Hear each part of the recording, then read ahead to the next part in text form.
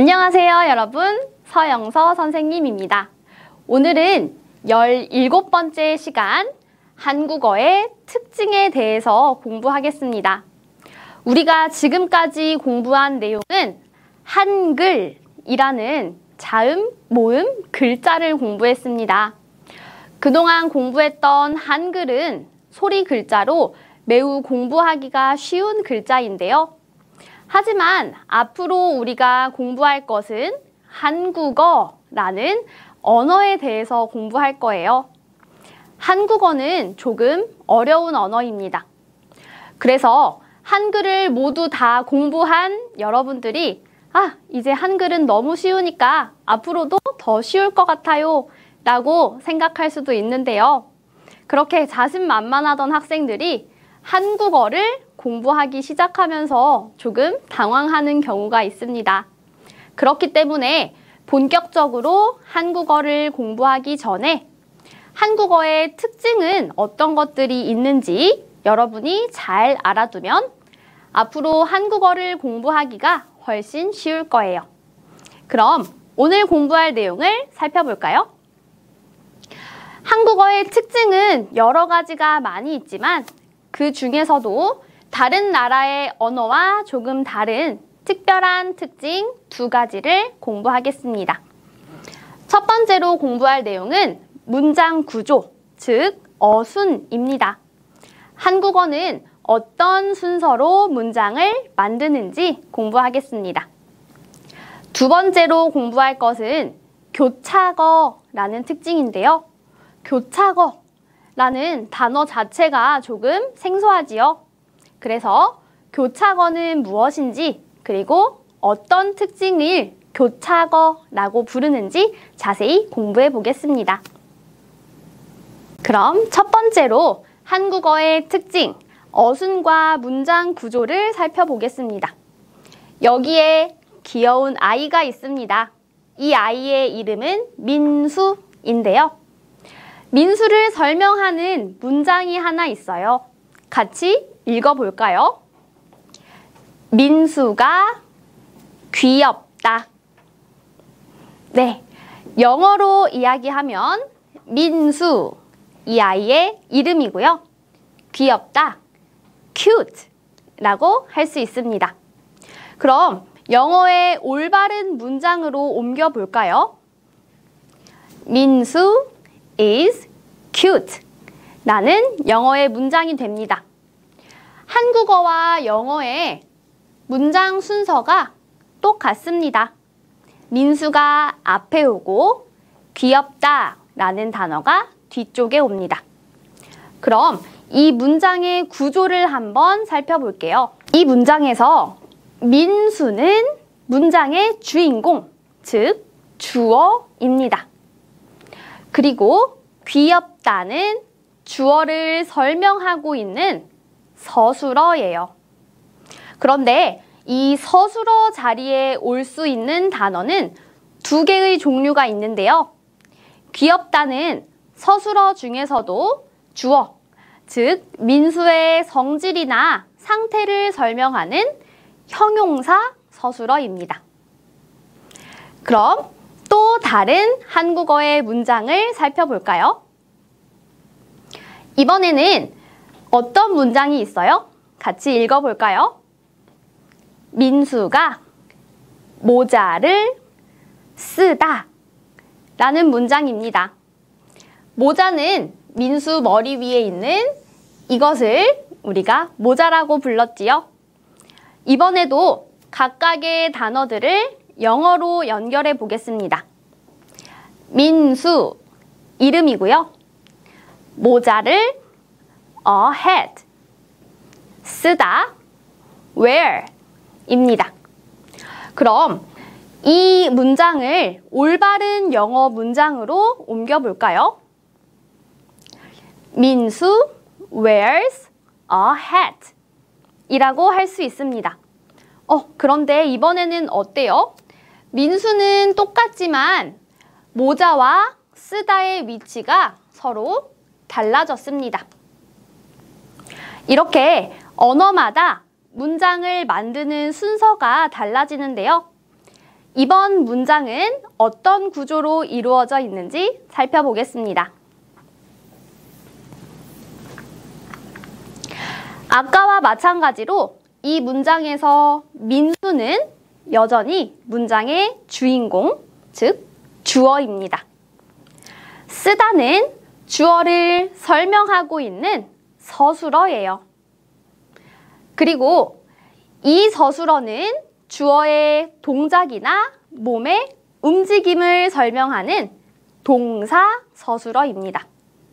그런데 쓰다, 민수가 무엇을 쓰다? 네, 목적어에 해당하는 것이 바로 모자를입니다. 그래서 한국어에서 동사 서술어가 올 때는 주어, 목적어, 서술어의 순서로 문장을 만듭니다. 네, 아주 긴 문장 하나를 읽어보겠습니다. 민수가 오늘 학교에서 친구를 만나다. 영어 단어를 그대로 연결하면 민수 today at school friend meet 라고 연결할 수 있습니다.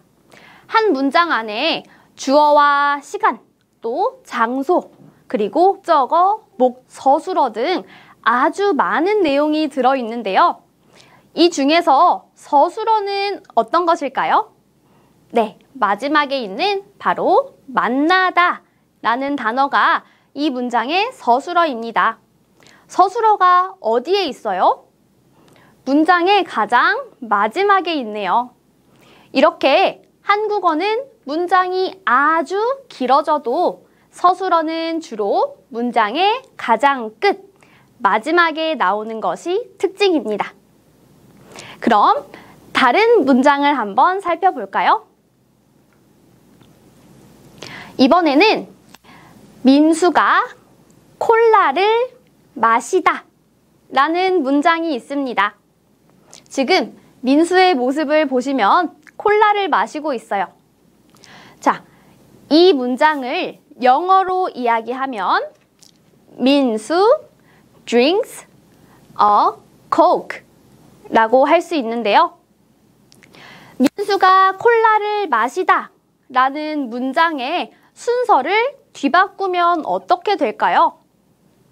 콜라를 마시다 민수가 라고 바꾸었습니다.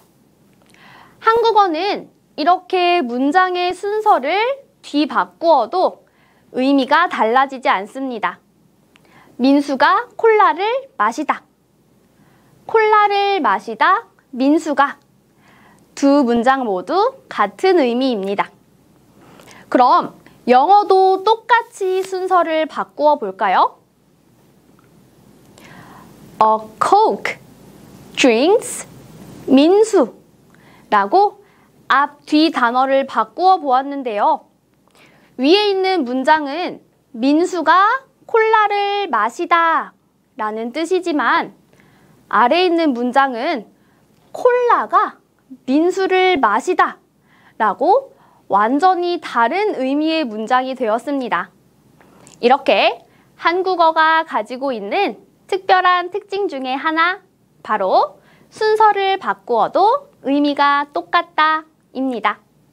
그럼 지금까지 공부했던 어순과 문장 구조의 특징을 정리해 볼까요? 먼저 첫 번째로 형용사 서술어가 올 때는 주어, 서술어 순서로 문장을 만들고요.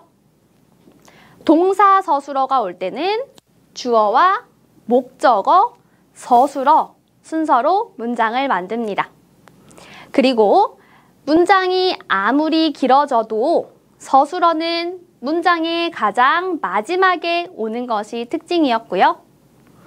문장 안에서 단어들의 순서를 바꾸어도 의미는 그대로입니다. 라는 4가지 특징을 공부했습니다. 두 번째 한국어의 특징은 바로 교차어라는 성질입니다. 교차어, 단어가 조금 어려운데요. 교착이라는 말은 어떤 것이 와서 붙는다 라는 뜻이에요. 우리 문장을 예를 들어서 선생님이 설명해 보겠습니다. 민수가 귀엽다 라는 문장이 있습니다. 민수는 문장에서 주어입니다. 그리고 귀엽다는 서술어예요. 다른 문장을 볼까요? 선생님이 민수를 보다 라는 문장이 있습니다. 이 문장에서 선생님이 주어, 민수가 목적어, 그리고 보다는 서술어입니다. 위에 있는 문장과 아래에 있는 문장을 볼까요? 둘 다 모두 똑같은 민수인데 윗 문장의 민수는 주어, 아래 문장의 민수는 목적어입니다. 왜? 무엇 때문에 이렇게 달라졌을까요? 민수 뒤에 가, 그리고 늘이라는 글자가 붙어 있습니다. 민수라는 똑같은 단어에 가가 붙으면 주어가 되고요. 늘이 붙으면 목적어가 됩니다. 그럼 가를, 그리고 선생님 뒤에 붙어 있는 이런 단어들은 무엇일까요? 이렇게 한국어에서 이가 또는 을를 같은 단어를 바로 조사라고 부릅니다. 조사는 교차거, 다른 단어 뒤에 붙어서 문장에서 그 단어의 역할을 정해줍니다. 그래서 이가, 을을 이라는 조사 자체에는 아무런 뜻이 없어요.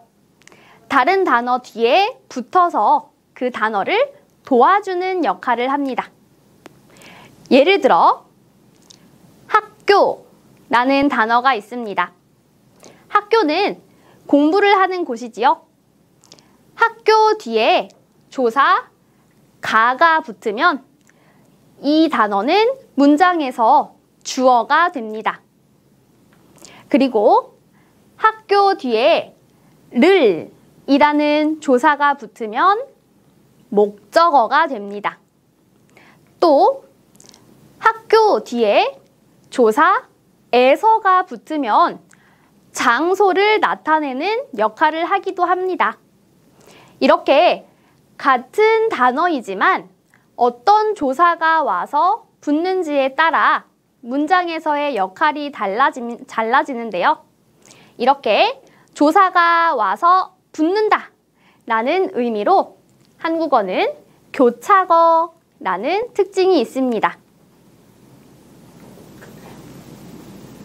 그럼 오늘 공부한 내용을 정리해 볼까요? 오늘은 한국어의 특징 2가지를 공부했습니다.